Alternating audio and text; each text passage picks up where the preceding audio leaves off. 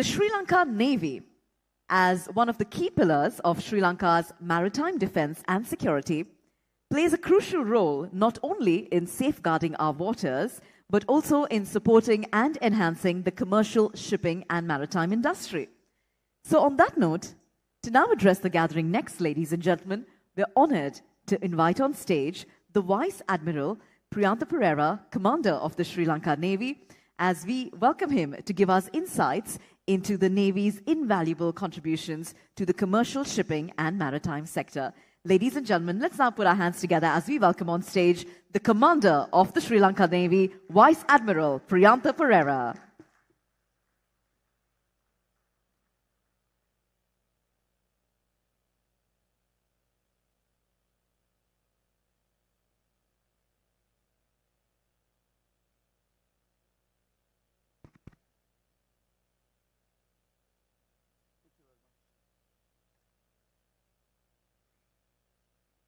Good morning. I'm delighted and in fact honored to be invited up here on an auspicious day, that a day being declared for seafarers. Honorable Minister of Port, Shipping and Aviation, Mr. Nimal Sirpal de Silva, and Excellencies, distinguished invitees, dignitaries, ladies and gentlemen, let me congratulate for an event well organized, which is timely in focusing or aspiring ourselves to be regarded as a seafaring nation. I would like to add a small addendum to what Captain Ajit Peer said about seafarers. The day that the Neolithic man took out a dugout from the internal waters out to the ocean, the seafaring started, no doubt. The whole world economy is sustained because of seafaring. The next 100 years to come, I don't see the capacity of holding other than from shipping. So the seafaring is what runs the global economy. The moment the global economy collapses, the moment the shipping industry disturbed, the global economy will collapse. There's no doubt about that. Historically, even from the days of sailing, it was important to protect the maritime industry. So the reason why the navies came, the governments, in fact, in certain points, empowered privateers, that is to fight in support of the government in protecting their maritime interest against pirates. Therefore, the seafarers are all, that including the maritime industry, and that their protectors and the others who uses the ocean from point A to B all around the globe in recreational sailing. I would say they're all seafarers. With that said, let me get into the formal part of my speech. Today, I would like to enlighten you on how the Navy aspires to contribute for the security, sustainability, and the prosperity of our commercial shipping and maritime industry, realizing the country's enduring and collective aspirations in pursuit for development status by the mid-21st century. Locally, a protracted separatist conflict and the global context of post 9/11 avail a multitude of challenges to our island nation, owing to our dependence on maritime trade for sustenance. The maritime frontier is the natural conduit which connects us with the world. The era was not only about keeping our sea lines of communication secure, but also an era where we needed to keep our critical maritime infrastructure in safe and secure.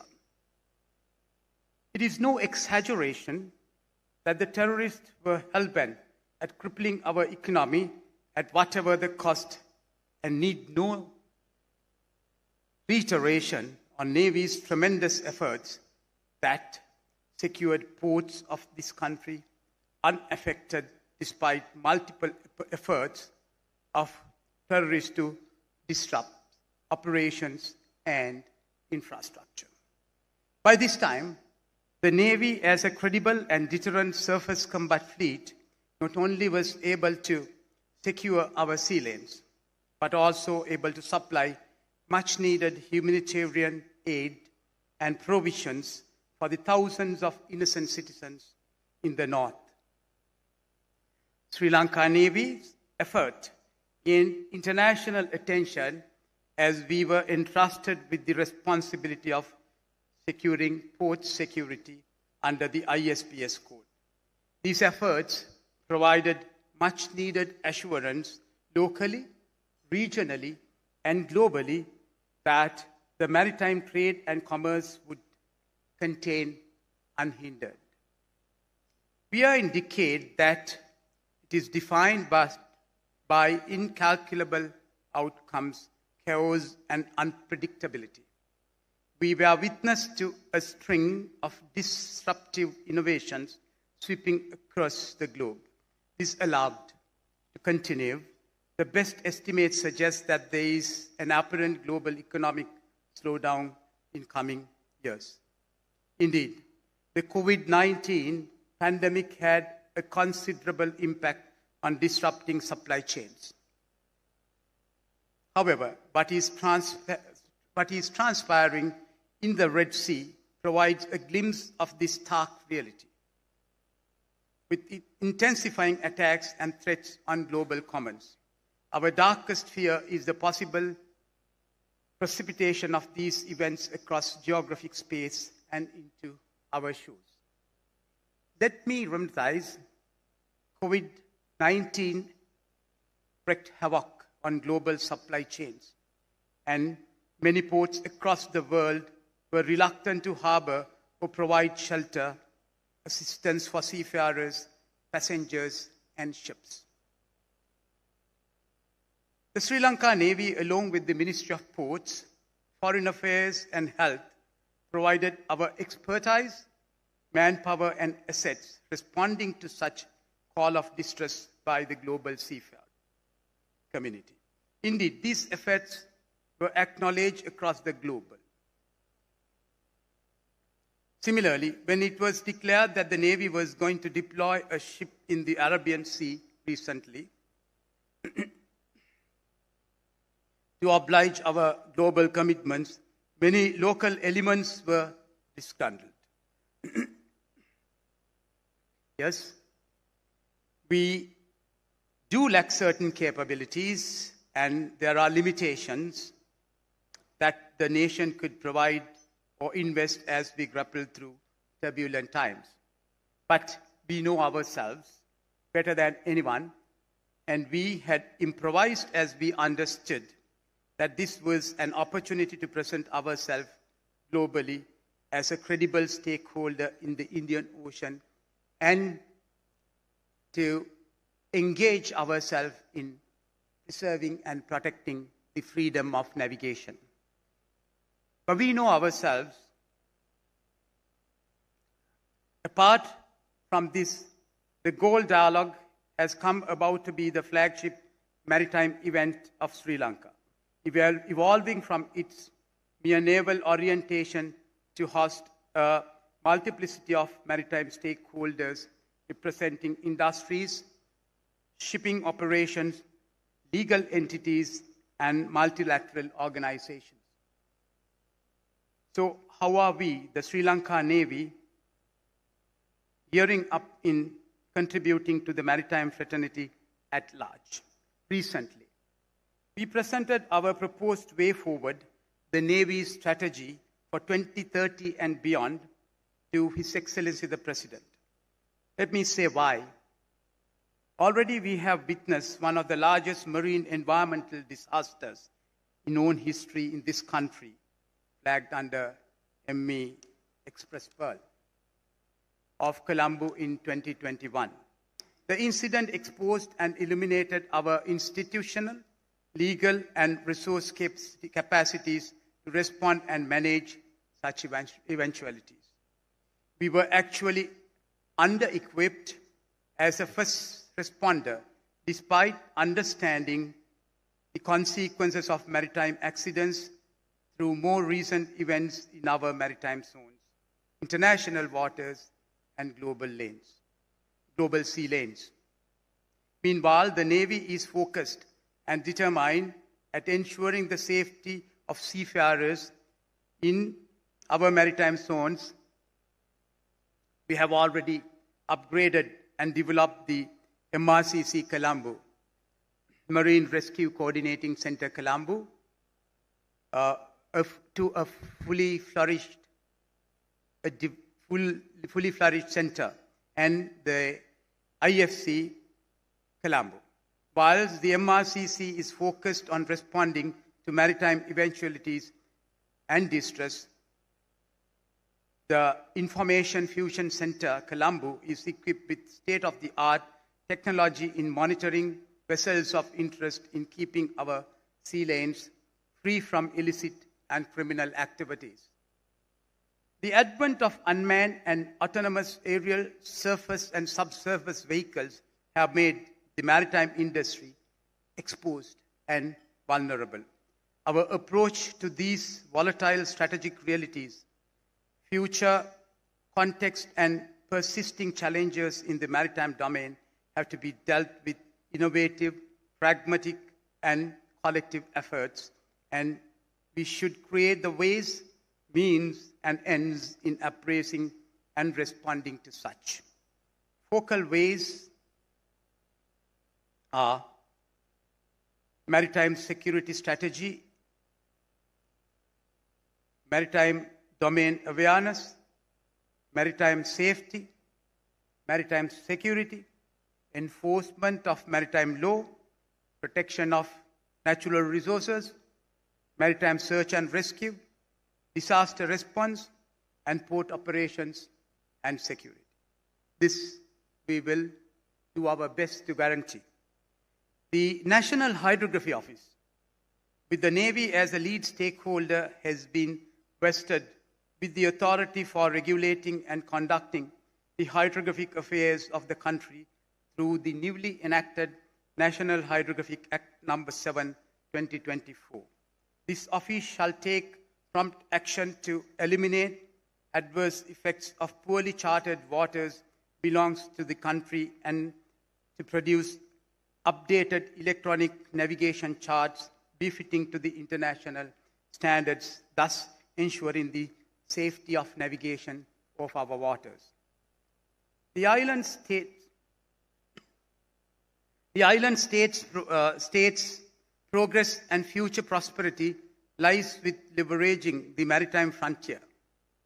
Unhindered passage of global commerce, security of its sea and lanes of communications, and rule-based good order at sea are essential and integral in the realization of such aspiration. For this, Navy will stay at forefront to clear pathway in nations' aspirations to prepare in maritime industry of shipping, commerce, blue economy, etc., etc.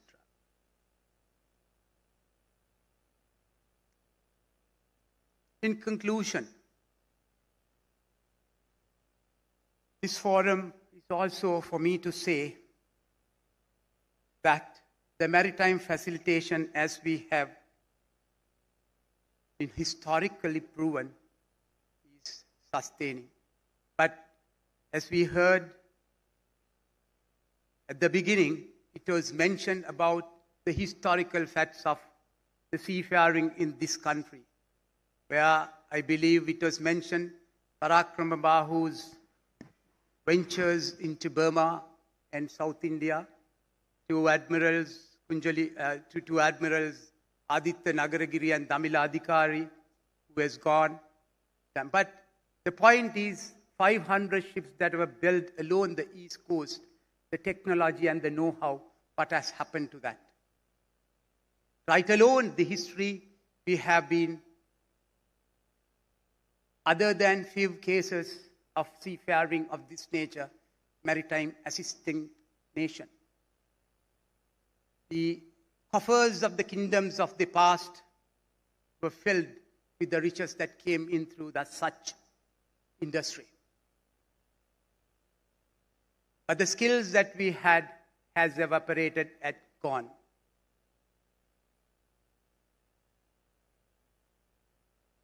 In the 14th century, the specific area that we stood, the fort of Colombo, was under the siege for 6 months, and the Portuguese had nothing to eat inside. The collapse depends on the arrival of replenishment coming from the sea. History bears evidence that Sri Lankan kings had often obtained the support of the Cimmerians of Malabar in India. Kunjali Marikkar himself, he said that has fought against Portuguese in our waters. The lack of seafaring was where we failed to defeat the colonial forces. That said, and looking at the future here, 15,000 seafarers being elevated, increased up to 50,000. The things are on its pathway. But I'd like to mention, each year, there are about 2,500 trained naval persons evaporate from its service, well trained to take the challenges of the seafaring. Need to mention that they need inclusion in the seafaring industry in the future, in the aspirations of Sri Lanka becoming a seafaring nation, as we declare this day as the Seafaring Day. I hope that attention will also be given for that point. Thank you very much, ladies and gentlemen. Have a nice day.